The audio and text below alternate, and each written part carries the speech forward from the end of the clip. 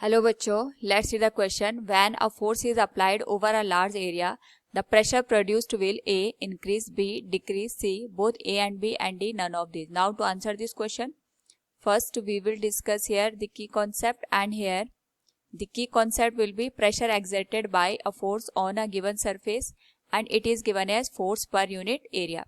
Now इस particular case have to remember कि हम किसी सरफेस के ऊपर कितना फोर्स अप्लाई कर रहे हैं, उसके करस्पॉन्डिंग कितना प्रेशर यहाँ पे जनरेट हो रहा है.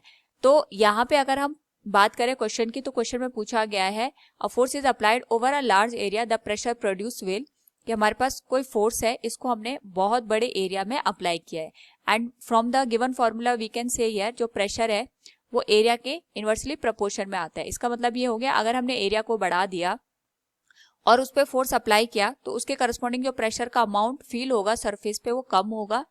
और इसके अपोजिट अगर हम यहाँ पे एरिया को कम कर दें, सेम फोर्स अगर हम उस एरिया पे लगाएं तो उसके करस्पॉन्डिंग जो सरफेस एरिया है वो ज्यादा फोर्स प्रेशर को यहाँ पे एक्सपीरियंस करेगा. So from the given question हम यहाँ पे क्योंकि लार्ज एरिया की बात कर रहे हैं, यहाँ पे हमारे पास जो एरिया है वो बहुत ज्यादा है, इसके करस्पॉन्डिंग अगर हम यहाँ पे फोर्स अप्लाई करें तो जो हमारे पास प्रेशर का amount आएगा that will be less. So from the given question, when a force is applied over a large area, the pressure produced will decrease. Option B will be the right answer. Hope all you understood it. Thank you and best of luck.